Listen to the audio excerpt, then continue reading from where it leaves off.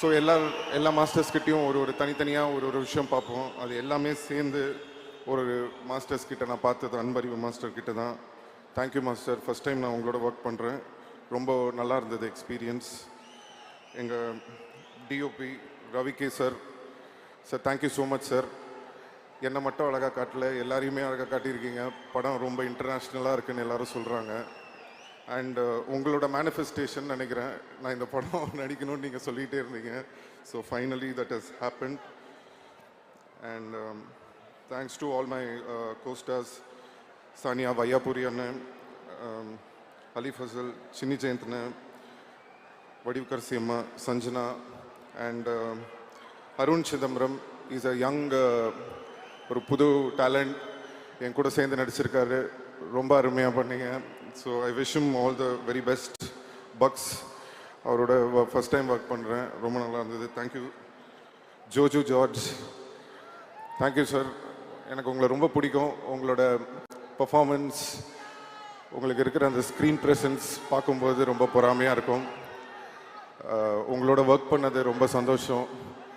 ரொம்ப நல்லா பண்ணியிருக்கீங்க இந்த படத்தில். Thank you sir, all the best.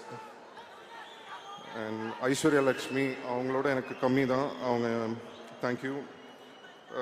Nassar sir, means a lot sir. நம்ம நிறைய படம் பண்ணியிருக்கோம் இதுக்கு முன்னாடி, பட் இந்த படத்தில் ஒர்க் பண்ணது ரொம்ப ஸ்பெஷல். என் கூட பையன் மாதிரி என்னை பார்த்துக்கிட்டீங்க, ரொம்ப அன்பாக இருந்தீங்க.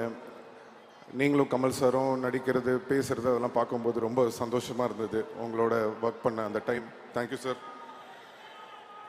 Abirami ma'am, super. இந்த படத்தில் கண்டிப்பாக உங்களோட பர்ஃபார்மன்ஸ் எல்லோரும் பேசுவாங்கன்னு நான் நம்புகிறேன். ரொம்ப அருமையாக பண்ணியிருக்கீங்க. Welcome back to Tamil cinema. We missed you. And Ashok Selvan, ஒரு சச் அ கிரேட் டேலண்ட், ஒரு தம்பி மாதிரி. அவர் இன்னும் நிறைய படங்கள் பண்ணணும். அவருக்கு ஒரு அருமையான ஒரு டேலண்ட் இருக்குது. கண்டிப்பாக ஒரு மிகப்பெரிய ஆள். அவர் கண்டிப்பாக ஃப்யூச்சரில் வருவார். இந்த படத்தில் எங்களுக்கு கம்மியான சீன்ஸ் தான் கிடச்சிது, பட் இருந்தாலும் ஒர்க் பண்ணுறதுக்கு ரொம்ப அருமையான ஒரு மனிதர். ஐ wish him all the very best. Trisha,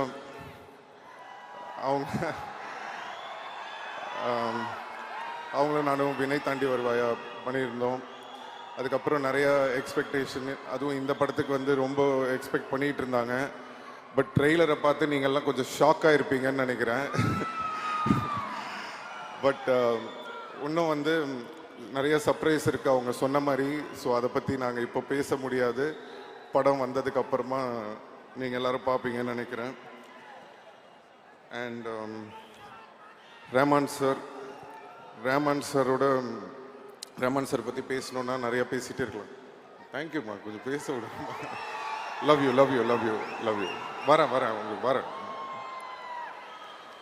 Rahman sir, thank you sir. ஏன்னா சின்ன வயசுலேருந்து உங்களை ரொம்ப தொந்தரவு பண்ணியிருக்கேன், இப்போ வரைக்கும் பண்ணிகிட்ருக்கேன்னு நினைக்கிறேன். ரஹ்மான் சாரோட எனக்கு நிறையா ட்ராவல் இருந்திருக்கு. பட் ரொம்ப இம்பார்ட்டண்ட்டான ஒரு மொமெண்ட் எதுனா, ஒரு டைமில் இந்த பீப் சாங்குன்னு ஒரு சாங் வந்தப்போ ரொம்ப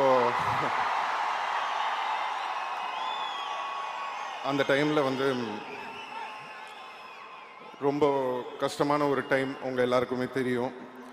அப்படி இருக்கிற ஒரு டைமில் எனக்காக அந்த டீசருக்கு ஒரு டைலாக்ல இருந்தது ஒரு டீசரு.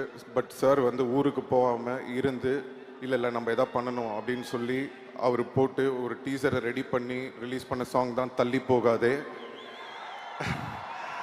ஸோ அதை என்றைக்குமே மறக்க மாட்டேன். எனக்காக நிறையா செஞ்சுருக்கீங்க sir. Thank you so much. And first time எங்கள் அப்பா படத்துக்கு அப்புறம் நான் வெளியில் ஒரு படத்தில் பாட்டு பாடினேன்னா எனக்கு ஃபஸ்ட்டு சான்ஸ் கொடுத்தது ரஹ்மான் சார் தான். ஸோ அதை ஏன் நான் இன்றைக்கி சொல்கிறேன்னா, அவர் என்ன நினச்சி எனக்கு கொடுத்தாருன்னு தெரில. இது வரைக்கும் தமிழ், தெலுங்கு, மலையாளம், கன்னடா தெரியல, ஹிந்தி வரைக்கும் பாடியிருக்கேன். கிட்டத்தட்ட 150 சாங் பாடியிருக்கேன் சார் உங்களால். Thank you so much sir.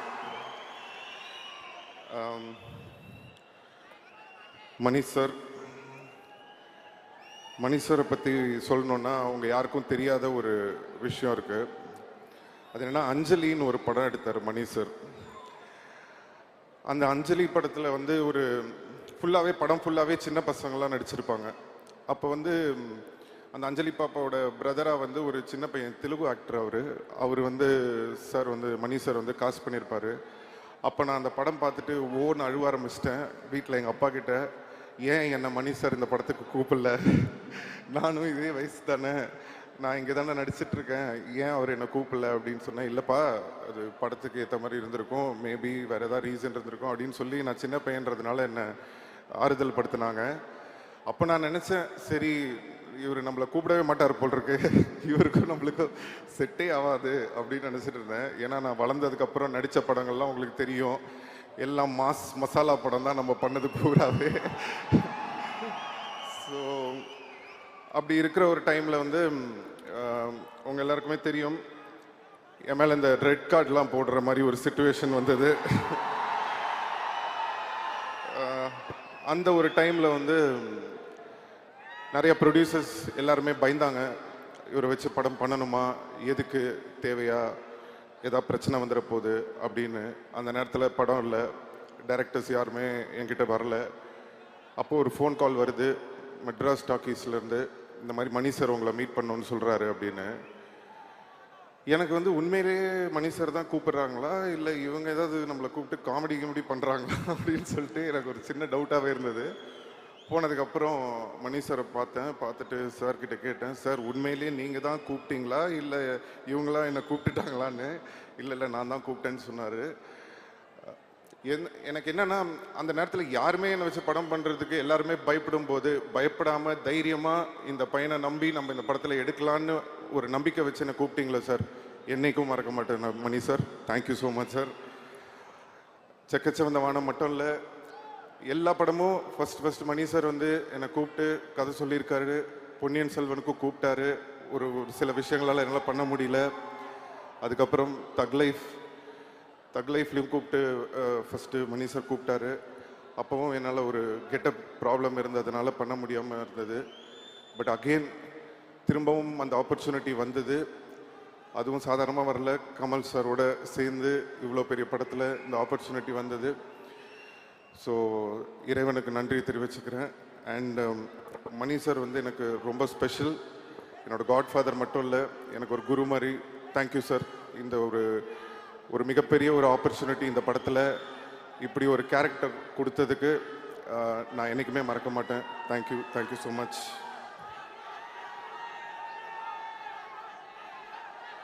தேங்க்யூம்மா. பேசுகிறேன் அப்படி.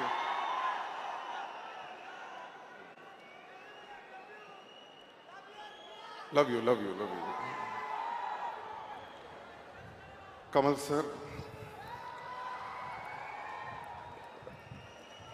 சார் பற்றி பேசணுன்னா நிறையா பேசிகிட்டே இருக்கலாம். பட் என்னன்னா, அவர்கிட்ட கற்றுக்கிறதுக்கு நிறையா இருக்கும் அப்படின்னு நம்ம சொல்லும்போது ஒரு குருவாக நம்ம அவரை பார்க்குறோம். பட் கமல் சார் சொல்கிறாரு, no, I am still a student அப்படின்றாரு. ஸ்டூடெண்ட்டாக இருந்தாலும் திறமையான ஸ்டூடெண்ட் கிட்ட, ஒரு பயங்கரமான ஸ்டூடெண்ட் கிட்ட கற்றுக்கிறதுல தப்பே இல்லை சார். நீங்கள் ஸ்டூடெண்ட்டாக இருந்தாலும் நாங்கள் உங்ககிட்ட தான் கற்றுப்போம். இந்த படத்தில் வந்து ஒரு சீன் இருக்குது, மணி சார் கோச்சிக்க மாட்டாருன்னா நான் சொல்கிறேன். ஸோ என்னன்னா, நீங்கள் பார்த்துருப்பீங்க, அந்த மழையில் வந்து கொடை பிடிச்சிட்டு அந்த 16 அடி பாஞ்சா அந்த ஒரு சீன் ஷூட் பண்ணிகிட்ருக்கோம். அந்த சீன் ஷூட் பண்ணும்போது மணி சார் வந்து என்கிட்ட சொல்கிறாரு, இந்த மாதிரி ஒரு டைலாக் இருக்குது, இது இப்படி பேசிடுங்கன்னு. அது என்னன்னா, நான் வந்து கமல் சார் மாதிரி அவர் வாய்ஸில் அவரை இமிட்டேட் பண்ணி பேசணும். ஸோ எனக்கு என்னென்னா, சரி ஓகே, பட் கமல் சார் பக்கத்தில் இருக்காரு, அவரை வச்சுக்கிட்டு எப்படிடா நம்ம அவரை மாதிரி பேசுறது, இவர் வேற இப்படி சொல்கிறாருன்னு சொல்லிட்டு சரி சார் சொல்லிட்டு டேக்கு போயிட்டாரு சார். போனதுக்கப்புறம் நாங்கள் நின்றுட்டுருக்கேன், ஆக்ஷன் அப்படின்னோன்னா இந்த மாதிரி அப்படின்னு டைலாக் பேசாமல் ஒரு மாதிரி மஃபில்டாக பண்ணிட்டேன். அங்கேருந்து மணி சார், ஏய் சிம்பு அப்படின்ட்டு கத்திட்டு ஓடி வர்றாரு. ஐயோ மாட்டி விட போகிறார் போல் இருக்கு அப்படின்ட்டு இப்படியே யோசிச்சுட்டு இருக்கேன். கிட்ட வந்துட்டு, ஏன் பேச மாட்டேங்கிற டைலாக்ன்றாரு. சார் இல்லை சார், டப்பிங்கில் பார்த்துக்கலாம் சார், எப்படி சார் கமல் சார் முன்னாடி வர மாதிரி அதெல்லாம் இல்லை, நீ பேசுன்னு சொல்லி நேராக போய் கமல் சார் கிட்ட சொல்லிட்டாரு. அவர் வேற என்ன பார்க்குறாரு. சரி என்னடா இது ஒரு முன்னாடி இப்படி பண்ண சொல்கிறாருன்னு. அப்புறம் கமல் சார் வந்து நீங்கள் நம்ப மாட்டீங்க இப்படி பண்ணுங்கன்னு அவர் எனக்கு சொல்லி கொடுத்தாரு. அதுக்கப்புறம் அந்த மாதிரி பண்ணேன். ஒரு டாஷும் வேணாம் போடா அப்படின்னு சொல்லி அந்த டைலாக் வரும். ஸோ அதை நீங்கள் படத்தில் பார்க்கும்போது ரொம்ப என்ஜாய் பண்ணுவீங்கன்னு நினைக்கிறேன். அண்ட் இன்னொரு ஷார்ட் நீங்கள் பார்த்துருப்பீங்க ட்ரெய்லரில். கமல் சாரோட கழுத்தை நான் பிடிச்சிட்டு இருக்கிற மாதிரி, இந்த பக்கம் கமல் சார் என்னோட கழுத்தை பிடிச்சிட்டு இருக்கிற மாதிரி ஒரு ஷாட்டு. நம்மளுக்கு சாதாரணமாகவே சாரோட நடிக்கணும்னா ஒரு சின்ன டென்ஷன் இருக்கும். இதில் இந்த மாதிரி வேற ஒரு ஷாட் வச்சிட்டாரு மணி சார். ஸோ என்னடா பண்ணுறதுன்னு ஒன்றுமே புரியல. சரி ஓகே பண்ணி தான் ஆகணும் அப்படின்னு சொல்லிட்டு நின்றுட்டுருக்கேன். இப்போ ஃபர்ஸ்ட் டேக் ரெடி ஆகிடுச்சு ஷாட்டுக்கு. கமல் சார் கிட்ட கேட்ட சார் இந்த மாதிரி இப்படி பிடிப்பேன் ஓகே தானே சார்னா அவர் அதெல்லாம் ஒன்றும் பிரச்சனை இல்லை அப்படின்ட்டாரு. சரி ஓகே ரெடி அப்படின்னு சொல்லிட்டு ஆக்ஷன் அப்படின்ட்டாரு. நான் அப்படி டக்குன்னு அப்படி பிடிக்கிறேன். பிடிக்கும்போது நான் சரி அந்த ஆக்ஷன் அப்படி பண்ணிட்டு லைட்டாக அப்படி வச்சுக்கலான்னு சொல்லிட்டு அப்படி ஆக்டிங் பண்ணி அப்படி நடிக்கிறேன். உடனே Mani sir cut cut cut cut கட்ன்றார். ஐயோ என்னடா அது திருப்பி பிரச்சனை பண்ண போல இருக்கு அப்படின்னு சொல்லிட்டு கிட்ட வந்தார். மணி சார் சொல்கிறாரு, Simbu you not holding properly man, hold him அப்படின்றாரு. சார் நீங்கள் ஜாலியாக சொல்லிட்டு போயிடுறீங்க சார், எப்படி சார் கமல் சார் கருத்தை பிடிச்சி அமுக்கிறது, விளையாடுறீங்களா சார்? இல்லை இல்லை அது ஸ்க்ரீனில் நல்லா தெரியுது, so you have to do it அப்படின்ட்டாரு. சரி இவர் விடமாட்டார் போல் இருக்கு அப்படின்னு சொல்லிட்டு சரி ஓகே ரெண்டாவது டேக் வரும்போது திருப்பி டக்குன்னு அப்படி பிடிக்கிறேன். இப்போ என்னன்னா கொஞ்சம் எக்ஸ்ட்ராவாக ஒரு பவர் கொடுத்து அப்படி லைட்டாக அப்படி பிடிச்சி ஃபேஸ்லலாம் இப்படி கொஞ்சம்லாம் பண்ணுறேன் அப்படி எக்ஸ்ட்ரா. சரி பார்த்துட்டு விட்டுருவாரு அப்படின்னு சொல்லிட்டு அப்பவும் விட மாட்டேங்கிறாரு. கட் கட் கட் கட் கட்டுன்றாரு. என்னடா இது திருப்பி கட் கட் கட்டுன்றாரே என்ன நான் இதுன்னு சொல்லிட்டு ஒன்றுமே புரியல. சரி ஓகே இந்த வாட்டி எனக்கு தெரிஞ்சு போச்சு, இதுக்கு மேலே நம்ம வந்து கழுத்தை ஒழுங்காக பிடிக்கலன்னா இவர் நம்ம கழுத்தை பிடிச்சிருவாரு. ஸோ அதனால இந்த டேக்கை பிடிச்சிருவோன்னு சொல்லிட்டு கமல் சார் கிட்ட கூட சார் கொஞ்சம் அப்படி ஃபாஸ்ட்டாக பிடிப்பேன் சார், ஒன்றும் பிரச்சனை இல்லை சார் அப்படின்னா கமல் சார் பரவாயில்ல நீங்கள் பண்ணுங்க அப்படின்ட்டாரு. இப்போது சரி ஓகே ரெடி ஆக்ஷன் அப்படின்ட்டாரு. டப்புன்னு பிடிச்சி அப்படிலாம் பண்ணி அப்படி கை அப்படி பிடிச்சிட்டு இருக்கேன். இப்போ என்னன்னா திடீர்னு கமல் சார் பயங்கரமாக ரியாக்ஷன் கொடுக்குறாரு. என்னடா இது ஒருவேளை நம்ம உண்மையிலே அமுக்கிட்டோமா அதனால தான் சார் இப்படி ரியாக்ட் பண்றாரா இல்லை உண்மையிலே பர்ஃபார்மன்ஸ் தான் பண்றாரான்னு எனக்கு புரியல. அவர் ஒன்னே இப்படி ஏதோ ஒன்று பண்றாரு. எனக்கா ஐயோ இப்போ விட்டோம்னா மணி சார் திருப்பி ஒன் மோர் கேட்பாரு, உண்மையிலே அமுக்கணும்னா கமல் சார் கோச்சிப்பாரு. என்னடா பண்றதுன்னு 1 செகண்ட் ஒண்ணுமே புரியல. அதுக்கப்புறம் அப்படியே கொஞ்சம் லைட்டாக அப்படி இது பண்ணி முடிச்சதுக்கப்புறமா அந்த சீன் ரொம்ப நல்லா வந்தது. சாரி கமல் சார் கொஞ்சம் உங்களை அப்படி பிடிச்சிட்டேன் நினைக்கிறேன், மன்னிச்சிருங்க. எல்லா காரணமும் மணி சார் தான். So love you. And Kamal சாரோட ஒர்க் பண்ண இந்த ஜேர்னி ஒரு அருமையான ஜேர்னி, நிறைய கற்றுக்க முடிஞ்சது. பொதுவாக வந்து நான் படங்கள் ஷூட்டிங் போகும்போது புது ஆக்டர்ஸ் இல்லை புதுசான யாராவது வந்திருக்காங்க அப்படின்னா அவங்க வந்து நம்ம கூட டான்ஸ் ஆடும்போதோ இல்லை பெர்ஃபார்ம் பண்ணும்போதோ ஒரு விஷயம் சொல்லுவாங்க, உங்களோட பெர்ஃபார்ம் பண்ணும்போது கொஞ்சம் பயமாக இருக்குது அப்படின்ற மாதிரி, கொஞ்சம் நர்வஸாக இருக்குது அப்படின்ற மாதிரிலாம் சொல்லுவாங்க. அப்போ நான் நினைப்பேன் ஒரு வேளை சும்மா நம்மளுக்காக சொல்கிறாங்க போல் இருக்குது நர்வஸாக இருக்குது அப்படின்லாம். அப்படின்னு பார்த்தா ஃபஸ்ட் டைம் நான் வந்து கமல் சாரோட போய் நடிக்கும்போது இத்தனை நாளாக அவங்க எல்லாம் என்ன சொன்னாங்கன்றது எனக்கு அப்போ தான் புரிஞ்சுது. அப்படியே நெஞ்செல்லாம் படப்படன்னு ஆயிடுச்சு. பட் அவர் அவ்வளோ அழகாக அதெல்லாம் ஒன்றும் கவலைப்படாதீங்க, அதெல்லாம் தூக்கி ஓரம் வச்சுட்டு இந்த கேரக்டர் நீங்கள் சூப்பராக பெர்ஃபார்ம் பண்ணோம், உங்களுக்காக இவ்வளோ நல்ல ஒரு கேரக்டர் மணி சார் கொடுத்துருக்காரு, தைரியமாக பண்ணுங்கன்னு சொல்லி ஒரு தன்னம்பிக்கை கொடுத்தாரு. தன்னம்பிக்கை கொடுத்தது மட்டும் இல்லை, நீங்கள் ட்ரெய்லர் பார்த்துருப்பீங்க, அவருக்கு பக்கத்தில் ஈக்குவலாக நடிக்கக்கூடிய ஒரு ஆப்பர்ச்சுனிட்டியும் கொடுத்துருக்காரு. தேங்க்யூ கமல் சார், என்றைக்கு மறக்க மாட்டேன். Thank you so much. இந்த இடத்துல வந்து நான் ஒரு நன்றியை சொல்லணும்னு நினைக்கிறேன். இந்த இடத்துல கொஞ்சம் நான் என்னுடைய தந்தை திரு டி ராஜேந்தர் அவர்களுக்கும் உஷா ராஜேந்தர் அவர்களுக்கும் இங்கே நான் வந்து நன்றி சொல்ல கடமைப்பட்டிருக்கேன்.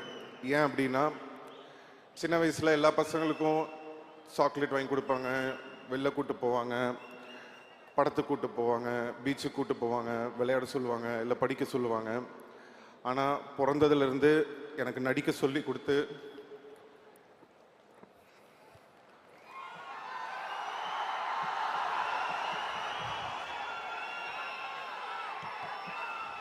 பிறந்ததுலேருந்து எனக்கு நடிக்க சொல்லி கொடுத்து அப்போ வந்து எனக்கு ரொம்ப கஷ்டமாக இருக்கும். என்னடா இவங்க நம்மளை வந்து ரொம்ப கஷ்டப்படுத்துகிறாங்களே.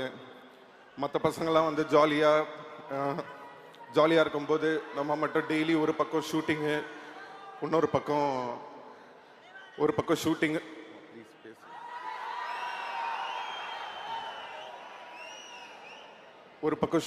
ஒரு பக்கம் வந்து படிக்கணும். ரொம்ப கஷ்டப்பட்டிருக்கேன் சின்ன வயசில்.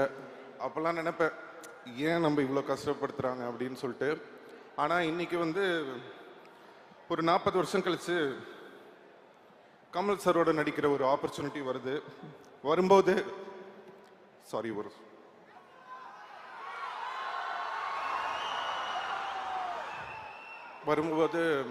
எல்லாரும் சொல்கிறாங்க, சிம்பு வந்து சின்ன வயசுலேருந்தே ரொம்ப இந்த சினிமாவில் வந்து அவருக்கு பாடத் தெரியும், ஆடத் தெரியும் எல்லாமே சொல்லும்போது அதுக்கு எல்லாமே காரணம் என்னோட அப்பா அம்மா. அவங்க தான். தேங்க்யூ அம்மா, தேங்க்யூப்பா.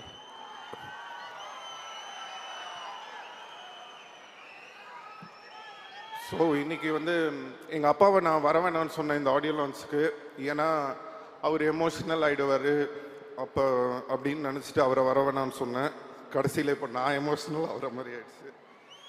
சாரி.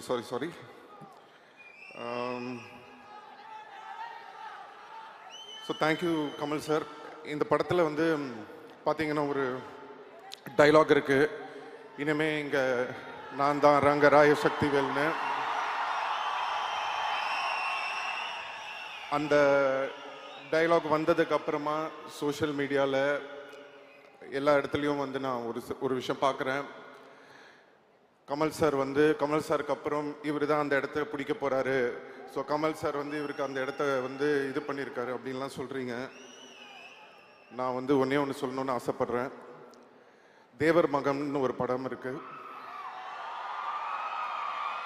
அந்த தேவர் மகன் படத்தில் வந்து சிவாஜி சாரும் கமல் சாரும் நடிச்சிருப்பாங்க. அப்போது சிவாஜி சார் கூட கமல் சார் நடித்ததுனால it doesn't mean Sivaji sir இடத்துல போய் கமல் சார் உட்காந்துக்கிட்டாருன்னு அர்த்தம் கிடையாது. ஃபஸ்ட்டு அதை நம்ம புரிஞ்சுக்கணும். அதோட அர்த்தம் என்னன்னா, சிவாஜி கணேசன் சார் அவர் ஒரு மிகப்பெரிய லெஜண்ட். அவர் இடத்த யாராலையும் பிடிக்க முடியாது. அவருக்குன்னு ஒரு இடத்த அவர் வந்து கிரியேட் பண்ணி வச்சிட்டார். ஆனால் அதே மாதிரி கஷ்டப்பட்டு உழைச்சி நடித்து நெட்டையா குட்டையா அழகா அசிங்கமாக விதமான கேரக்டர் நம்ம யோசிச்சு கூட பார்க்க முடியாத அளவுக்கு அவ்வளோ உழைப்பை போட்டு கஷ்டப்பட்டு தான் அவர் அந்த இடத்துக்கு வந்தாரே தவிர சும்மா அப்படி வந்து அவருக்கு அப்புறம் நான் அவர் உட்காரல. அதுதான் நம்ம உலகநாயகன் கமல் சார். ஸோ யாரோட இடமும் யாருக்கும் அப்படி ஈஸியாக கிடச்சிடாது, அதுக்காக உழைக்கணும். ஸோ இந்த படத்தில் வந்து கமல் சாருக்கு வந்து என்ன பண்ணியிருக்காரு அப்படின்னு நான் அந்த டைலாக்கை நான் எப்படி பார்க்குறேன் அப்படின்னு சொன்னால், கமல் சார் ஒரு இன்டர்வியூவில் சொல்லியிருந்தாரு, இனிமேல் வர ஜென்ரேஷனுங்க என் மேலே ஏறி போங்க, என் ஷோல்டரில் நீங்கள் நில்லுங்க, என் ஷோல்டர்லேருந்து நான் உங்களை தூக்கி விடுறேன்னு. சார், நான் உங்களை ஒரு ஏணிப்படியாக தான் சார் பார்க்குறேன். அந்த ஏணியாக நீங்கள் இருந்து என்னை ஏறி போங்க அப்படின்ற மாதிரி தான் நான் அதை எடுத்துக்கிறேன். உங்கள் மேலே கால் வச்சு உங்களை மிதிச்சு போல சார், உங்களை மதித்து தான் சார் போகிறோம். இப்படி ஒரு பெருந்தன்மை அடுத்த தலைமுறை வரணும் அப்படின்ற அந்த பெருந்தன்மை நிறைய பேருக்கு வராது. we have a lot to learn from you sir. thank you so much sir. நான் இதை வந்து ஸ்டேஜுக்காக சொல்ல, கண்டிப்பாக இதை நான் என்றைக்குமே மறக்க மாட்டேன். அதே மாதிரி நீங்கள் எப்படி மணி சாரும் சரி நீங்களும் சரி இந்த ஒரு ஆப்பர்ச்சுனிட்டி கொடுத்து எனக்கு ஒரு இடம் கொடுத்துருக்கீங்க, உங்களோட பேரை வந்து காப்பாற்றுற மாதிரி நான் மேலும் மேலும் மேலும் உழைச்சு அதுக்கான ஒரு தகுதியான ஒரு பர்சனாக நான் ஃப்யூச்சரில் கண்டிப்பாக வருவேன்றதை உங்களுக்கு நான் இன்னைக்கு சொல்லிக்கிறேன். Thank you sir, thank you. ரசிகர்கள்,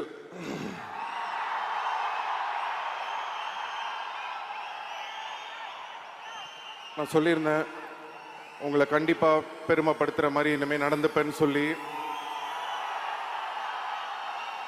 அதுக்கான ஒரு ஆரம்பமாக தான் நான் இந்த படத்தை பார்க்குறேன். தக் life will be the beginning. So thank you so much. காலதாமதம் கொஞ்ச நாள் கொஞ்சம் டைம் ஆயிடுச்சு, கவலைப்படாதீங்க. இனிமே காலதாமதம் இல்லாமல் நடக்கணும்னு பார்த்துக்கிறேன். எல்லாரும் கேட்பாங்க, உங்களுக்கு எப்படி சார் இவ்வளோ லாயலான ஃபேன்ஸ் இருக்காங்க அப்படின்னு சொல்லி.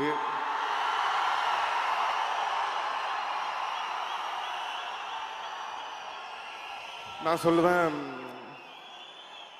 என்னன்னா ஒரு 10 பேர் இருக்கிற ஒரு இடத்துல யாராவது ஒரு சில 2 பேர் நல்லவங்க இருப்பாங்க. அப்படி ஒரு சில நல்லவங்க இருக்கிறதுனால தான் இந்த உலகம் இன்னைக்கும் இயங்கிக்கிட்டு இருக்கு. அந்த மாதிரி அந்த ஒரு சில நல்லவங்க வந்து என் ரசிகராகவும் இருக்கிற ஒரு ஆப்பர்ச்சுனிட்டி எனக்கு கிடைச்சது.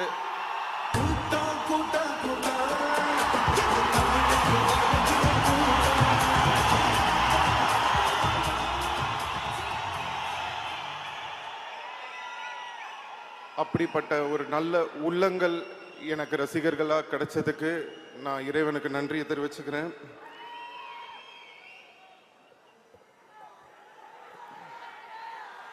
Thank you so much. அண்ட் தக் லைஃப் படத்தை பற்றி நான் பெருசாக பேச வேணான்னு நினைக்கிறேன். கண்டிப்பாக படம் பேசும். ஜூன் 5 ரிலீஸ் ஆகுது. உங்கள் எல்லாருடைய சப்போர்ட்டும் அன்பும் ஆதரவும் இருக்கும்னு நம்புகிறேன். Thank you so much. எல்லாருக்கும் வணக்கம்.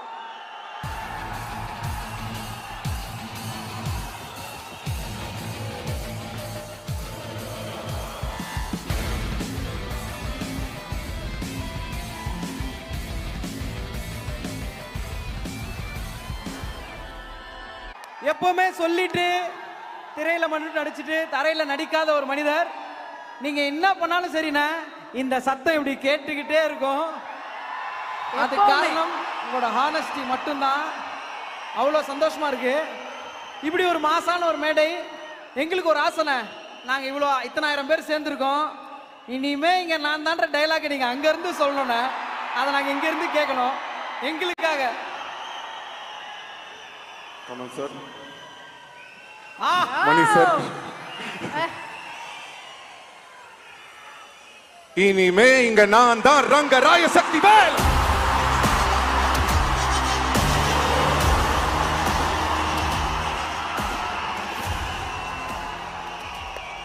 Thank you so much, STR. We love you so much.